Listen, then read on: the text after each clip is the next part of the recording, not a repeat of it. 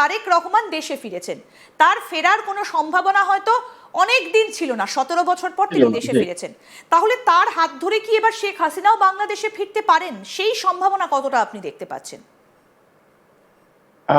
আমরা সবাই জানি যে হিস্ট্রি রিপিটস ইটসেলফ, ইতিহাসটা পুনরাবৃত্তি ঘটায়।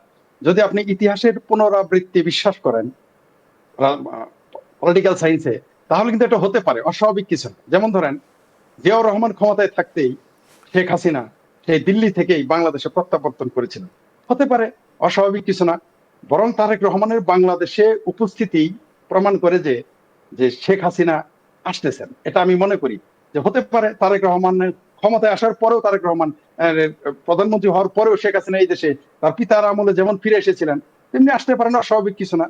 যদি এটা একটা আমার সম্ভাবনা, কিন্তু আমার ধারণা যে শেখ হাসিনা একটি বিপ্লবী সরকারের মাধ্যমে এই দেশে ক্ষমতায় আসবেন, মানে এই দেশে আসবেন, এটা আমার ধারণা যে এইভাবে না। কিন্তু একটা সম্ভাবনা থেকে যায়, যেহেতু ইতিহাসের পুনরাবৃত্তি, তার পিতার আমলে শেখ হাসিনা এসেছিলেন, আসতে পারেন, অস্বাভাবিক কিছু না। আর এই জন্য এটা আসবে যে, যেটা আপনি এই প্রশ্নের আগে একটা করেছেন, সেটার সাথে এটা রিলেটেড প্রশ্ন। সেটা হচ্ছে যে অবশ্যই বাংলাদেশে যে সরকারই থাকুক, ভারতকে ফেলে দিয়ে, ভারতকে দূরে সরিয়ে রেখে, ভারতের সাথে শত্রুতা করে এই দেশে কোনো সরকার টিকে থাকতে পারবে না। সেটা এই জন্য নয় যে শক্তির কারণে বলতেছি, শক্তির জন্য বলতেছি না, কারণ অনেক প্রতিবেশী রাষ্ট্র রয়েছে, তারা দুর্বল কিন্তু তারা টিকে থাকে। আমি বলছি বাংলাদেশ ভারতের উপরে নির্ভরশীল, বিশেষ করে আপনার শিল্পের কাঁচামাল এবং খাদ্যদ্রব্য, বাংলাদেশের যে ফুড চেইন, এটার মানে খাদ্য সামগ্রী, বাংলাদেশের মানুষের যে যেটা প্রিন্সিপাল ফুড, চাল, সেটা কিন্তু আসে আমাদের ভারত থেকে বেশিরভাগ, এবং শিল্পের কাঁচামাল গুলো ভারত থেকে আসে। সুতরাং আপনি ভারতের সাথে যদি আপনি বিরোধ করেন, মানে বাংলাদেশের যে কোনো সরকার ভারতের সাথে বিরোধ করা মানে, আমি আর আগে আপনাদের চ্যানেলেই বলেছিলাম যে এটা সিদ্ধান্ত হবে। সুতরাং তারেক রহমান অবশ্যই ভারতের সাথে মিলেই তাকে চলতে হবে। আমি বলতেছি না আপোষ করে, সেই শব্দটা বলতেছি না। যখন মিলকে জুলকে চলার চেষ্টা করবে, তখন অবশ্যই ভারত এই কথাটা বলবে যে শেখ হাসিনাকে বাংলাদেশে ফিরিয়ে নিয়ে যাও। অবশ্যই তারেক রহমানকে এটা বলতে পারে, এবং তারেক রহমান এটা মানতে বাধ্য হবেন। জি, একদম একদম। তারেক রহমান যদি সত্যি এটা মানতে বাধ্য হন, আমি আপনার কাছ থেকে এই জায়গাটা এবার আসবো, সেটা হচ্ছে যে শেখ হাসিনার সঙ্গে বেগম খালেদা জিয়ার যে সম্পর্ক, যে সম্পর্কের সমীকরণ আমরা গত বেশ কয়েক বছর ধরে বাংলাদেশের রাজনীতিতে দেখে এসেছি, সেই জায়গায় দাঁড়িয়ে দুজনের মধ্যে সখ্যতা কিন্তু একেবারেই ছিল না। দুজনে একটা সময় -2 ফর্মুলার পথে হেঁটেছিল যখন বাংলাদেশ কু হয়েছিল। তারপরেও কিন্তু আমরা দেখেছি যে দুজনে একসঙ্গে এরশাদের শাসনের বিরুদ্ধে লড়াই করলেও, হাতে হাত মেলালেও সেই সখ্যতা একেবারেই থাকেনি। এমনকি একটা শেখ হাসিনার বক্তব্য আমরা শোনাই, প্রধানমন্ত্রী শেখ হাসিনার একটা বক্তব্য ভীষণভাবে সামনে এসেছিল যখন বেগম খালেদা জিয়া ভীষণভাবে অসুস্থ। তিনি বলেছিলেন যে মরো মরো অবস্থা যায় যায়, 80 বছর তো বয়স হলো। কি বলেছিলেন আমি একটু ছোট্ট করে দাদা শোনাই, তারপরে আলোচনায় আসছি। তাকে আমরা অনেক অনেক রাজার হালি তো রেখেছি, এখন সে এবারকে বাংলাদেশের সব থেকে বেশি দামি যে হাসপাতাল, সেখানে চিকিৎসা নিচ্ছে। আর রোজই শুনি এই মরে মরে এই যায় যায়, তো বয়স তো 80-র উপরে, তো মৃত সময় হয়ে গেছে, তার মধ্যে অসুস্থ, তো এখানে এত কান্নাকাটি করতে লাভ নাই। যা বয়স্ক মানুষ, তার বড় বোন ভাই সব এসে কান্নাকাটি। সে সাজাপ্রাপ্ত আসামি, কারাগারে বন্দী। তার বোনের কান্নাকাটিতে সত্যি কথা বলতে কি, হ্যাঁ, আমি তাকে তার সাজাটা স্থগিত করে তাকে বাসায় থাকার মতো ব্যবস্থা করে দিচ্ছি, এইটুক এক্সিকিউটিভ অথরিটি আমার আছে। এখন তাদের আন্দোলনকে ওনাকে বিদেশে পাঠাতে হবে। পৃথিবীর কোন দেশে সাজাপ্রাপ্ত আসামিকে মানে চিকিৎসার জন্য বিদেশে পাঠায় বলতে পারেন? কোন দেশে পাঠায়? কারণ তারা একটা দাবি করে।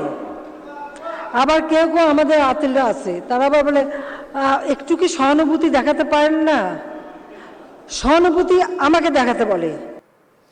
দাদা, বক্তব্য শোনালাম শেখ হাসিনার, এই যে তিনি সহানুভূতির কথা বলছেন, বা এই যে মকুব করে বাড়িতে থাকার ব্যবস্থা করে দিয়েছেন তার বোনের চোখের জলে, সুতরাং সেইখানে দাঁড়িয়ে একটা প্রশ্ন, যে এই রকম সম্পর্ক যখন দুজনের মধ্যে থাকে, তখন কি একজনের ছেলে বেগম খালেদা জিয়ার পরবর্তী প্রজন্ম হচ্ছেন তারেক, তার পুত্র, তখন কি তিনি এই সুযোগটা দেবেন শেখ হাসিনাকে বাংলাদেশে আসার? কারণ হচ্ছে, আপনি দেখেন, তারেক রহমান যে বাংলাদেশে এসেছে, আপনি মনে করবেন না, বা আপনারা মনে করবেন না, বা কেউ যেন মনে না করে তারেক রহমানকে আসতে দেওয়া হয়েছে। পরিস্থিতির কারণে তারেক রহমানকে আনতে হয়েছে। কারণ তারেক রহমান যদি এই মুহূর্তে যদি না আসে দেশে, তাহলে সরাসরি তারা তো অলিখিত ভাবে এই মুহূর্তে বাংলাদেশে পাকিস্তানপন্থী, তুরস্কপন্থী, ইসলামী জঙ্গিবাদী যারা, তাদের হাতে মূলত ক্ষমতা। আপনারা যে যাই বলেন, আপনাদের কূটনৈতিক ভাষা বা মিডিয়ার ভাষা আপনারা হয়তো এগুলো উচ্চারণ করতে আপনাদের সমস্যা আছে, কিন্তু এগুলো স্পষ্ট বাংলাদেশের সব মানুষই জানে, বা অন্যান্য যারা বিশ্লেষক সমালোচক তারা সবাই জানে, বাংলাদেশের এই মুহূর্তে ক্ষমতা হচ্ছে জঙ্গিবাদের হাতে, তারা একেবারে চরমপন্থী, তাদের হাতে। তো এই মুহূর্তে অন্তত তারেক রহমানকে অবশ্যই, টেকনিক্যাল কারণে অনেক শব্দ উচ্চারণ করা যাচ্ছে না, কারোর সাথে তার আলাপ হয়েছে, হতে পারে যে বাংলাদেশ আওয়ামী লীগের নেতাদের সাথে তার আলোচনা হয়েছে, হতে পারে। আর রাজনীতি তো শেষ কথা নেই, রাজনীতি তো শেষ কথা নেই। যদি তার পিতা শেখ হাসিনাকে আনতে পারেন, বা শেখ হাসিনা তার পিতার আমলে আসতে পারে, তারেক রহমান আনতে পারেন এবং আসতে পারে। আর আপনি যেটা বললেন যে তারা যে বক্তব্যটা শেখ হাসিনা দিলেন, এর চেয়ে কিন্তু মারাত্মক বক্তব্য দিয়েছিলেন তার মা, সংসদে দাঁড়িয়ে বলেছিলেন যে শেখ হাসিনা ভ্যানিটি ব্যাগে বোমা নিয়ে গেছিলেন। সুতরাং রাজনীতি এগুলো হচ্ছে পলিটিক্যাল বক্তব্য। এগুলো আমার মনে হয় তারা উভয় পক্ষই কোনো না কোনো ভাবে ছাড় দিতে বাধ্য হবে, দুই পক্ষই। আপনি দেখেন আজকে ছাত্রলীগ, তারা শেখ হাসিনার এত সমালোচক, তারেক রহমানকে সারাদিনই সমালোচনা করে, কিন্তু আজকে তারা কিন্তু পোলাইট একটা বিবৃতি দিয়েছে, শেখ খালেদা জিয়ার শোক বার্তা দিয়েছে। খোদ আওয়ামী লীগের পেজে গিয়েও দেখবেন শেখ হাসিনা পোলাইটলি একটা শোক বার্তা দিয়েছেন। সুতরাং এগুলো আস্তে আস্তে পরিস্থিতির কারণে রাজনীতিতে আপনি তো বাংলাদেশ আওয়ামী লীগের এই 50% লোকদেরকে আপনি বের করে মানে দিতে পারবেন না। আপনি কি মনে করছেন এরশাদের পরবর্তী সময় বা এরশাদকে সরাতে যেভাবে হাতে হাত ধরেছিল আওয়ামী লীগ এবং বিএনপি, আবারও একটা সেই রকম সময় এসেছে বলে আপনি মনে করেন?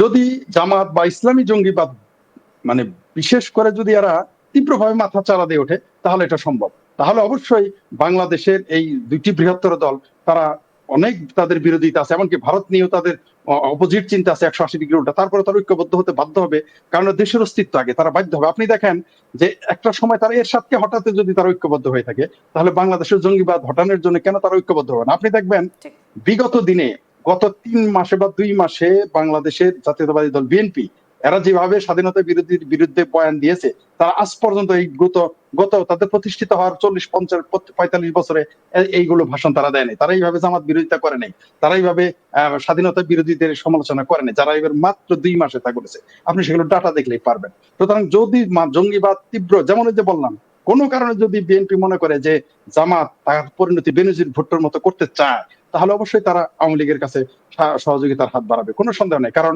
আপনাকে তো গণতান্ত্রিক রাজনীতি করতে হবে, টিকতে হলে। আপনার দলই যদি টিকে না থাকে, আপনি গণতন্ত্রই যদি না থাকে, দেশ যদি না থাকে, আপনি রাজনীতি কার সাথে করবেন? তখন তারা ঐক্যবদ্ধ হওয়ার সম্ভাবনা রয়েছে বলে আমি মনে করি।